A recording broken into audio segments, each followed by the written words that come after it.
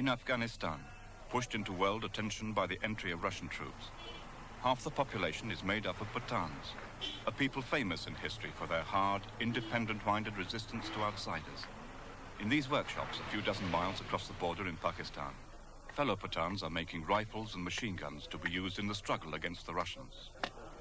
Brilliant, homemade copies of standard weapons, assembled here in the back streets of Dar Adam Khel.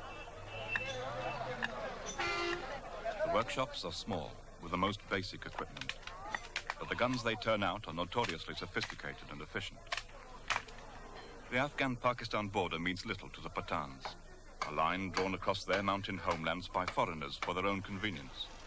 By the British, in fact, when they defined the northwest frontier of their Indian Empire at the end of the last century.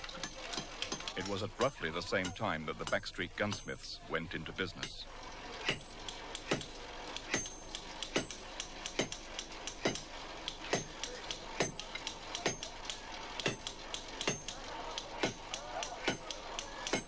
An impressive succession of outsiders have tried and failed throughout the centuries to take over the Pathans' territory.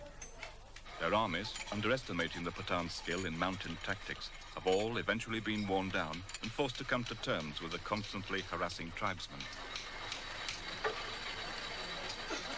A rifle means everything to a Pathan tribesman. It brings prestige. It's a deterrent to others in the world where he knows there may be a clan enemy waiting to kill him in blood feud. It shows that he is brave and has the admired readiness to fight. It's part of the way of life. But the Pathans are served by something else, just as effective as their weapons. Their strong sense of themselves as a people and as believers in Islam. Central Asia's current upheavals are closely linked with the Islamic world's new burst of self-confidence.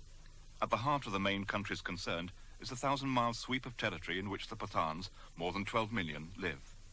Here also are located the strategic mountain passes of Central Asia, where the armies of Alexander the Great, Genghis Khan, the Mughals, the British have all passed through without ever controlling the inhabitants. The Pathan's sense of identity does not come from widespread organization of any kind.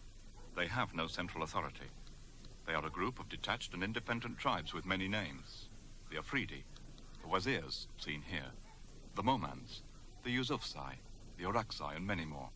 This very lack of organization has proved troublesome to occupying forces in the past, causing them to face scattered and unpredictable attacks with no large-scale leaders to defeat or fix deals with.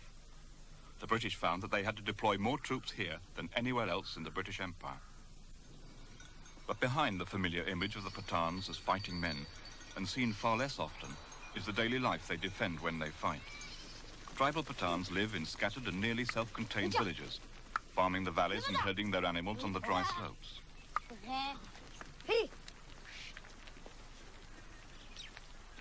The tribal areas of Pakistan are remote, sometimes inaccessible mountain regions, officially beyond the limits of central government. Pakistan's law does not reach here.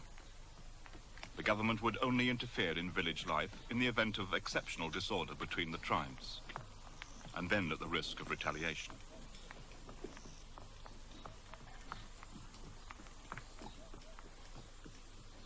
Inside the village is yet more self-containment. Each family house